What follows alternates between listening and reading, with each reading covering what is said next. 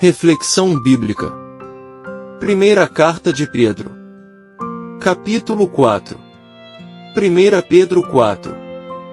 Pedro exorta os crentes a se prepararem para sofrer por causa de sua fé, lembrando-os de que aqueles que sofrem na carne cessaram de pecar. Ele encoraja os crentes a serem fiéis a Deus, a amarem uns aos outros fervorosamente e a se alegrarem por compartilharem os sofrimentos de Cristo. 1 Pedro 4. Alegria nas tribulações.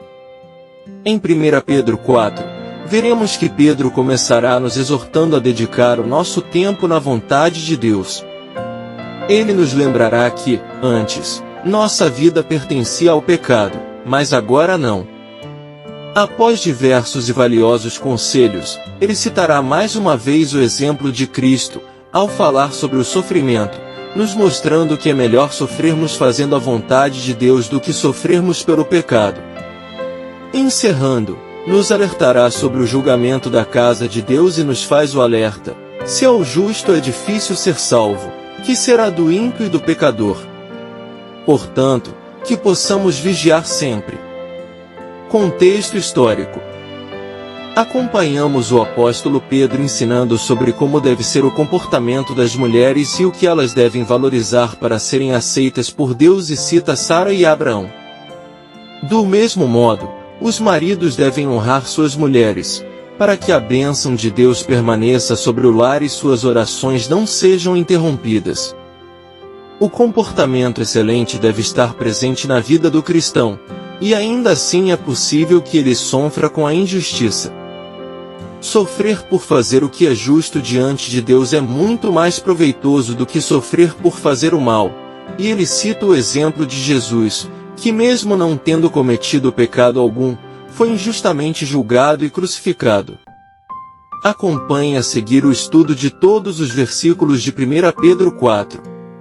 Versículos 1 ao 4. Ora, pois, já que Cristo padeceu por nós na carne, armai-vos também vós com este mesmo pensamento, que aquele que padeceu na carne já cessou do pecado. Para que, no tempo que vos resta na carne, não vivais mais segundo as concupiscências dos homens, mas segundo a vontade de Deus.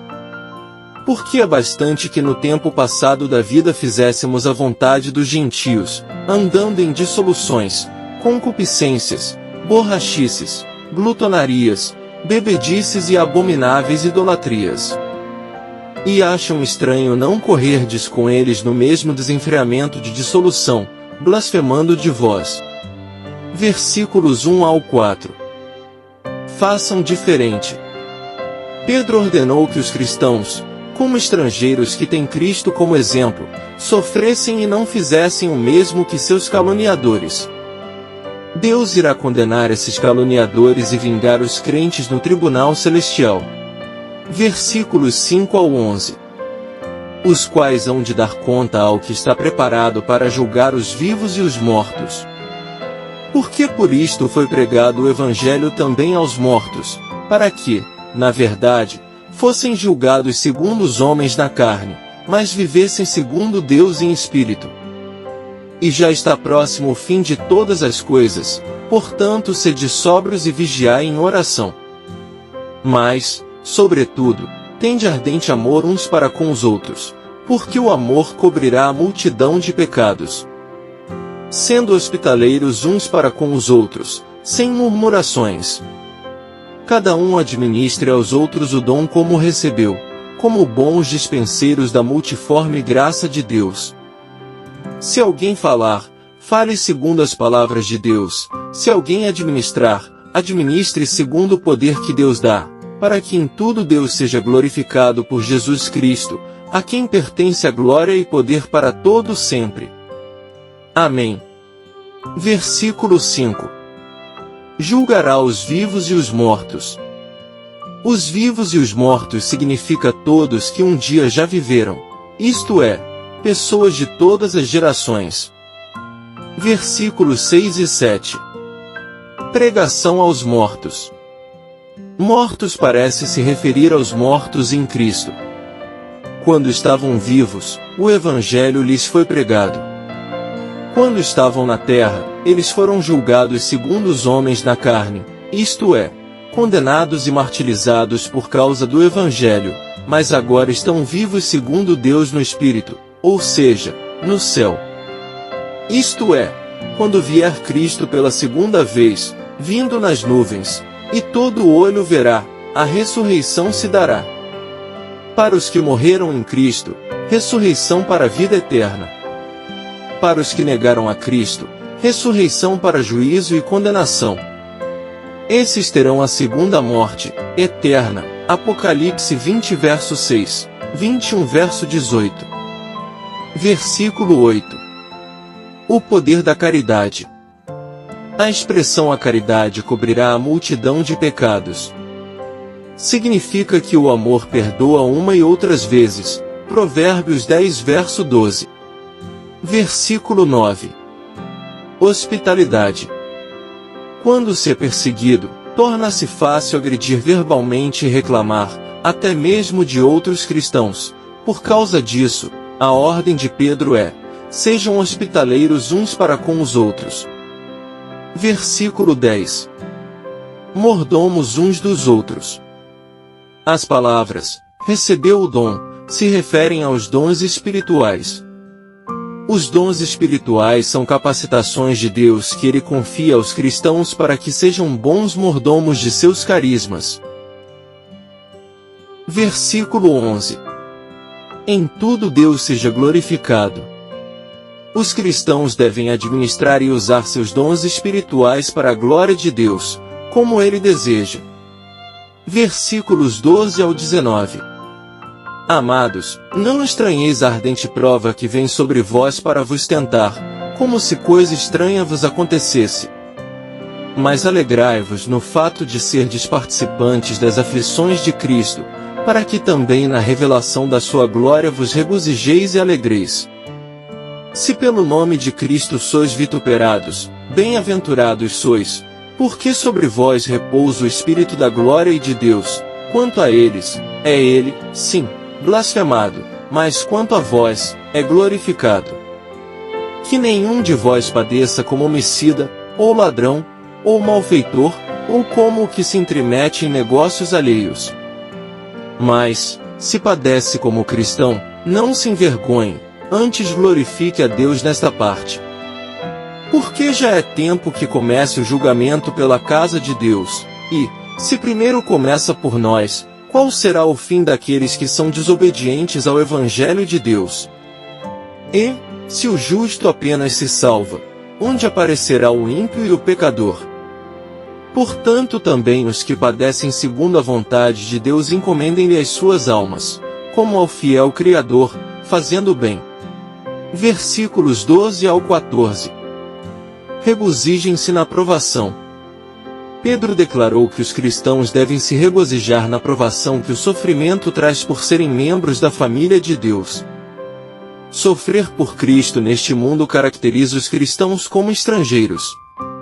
O céu é a morada em que eles irão habitar eternamente. Versículos 15 e 16. Sofrimento que glorifique a Deus. Pedro encorajou seus leitores a viverem de tal forma que o motivo de seus sofrimentos fosse sua devoção a Cristo, e não crimes por eles cometidos, que o seu sofrimento glorifique a Deus. Versículo 17. Julgamento começará por nós.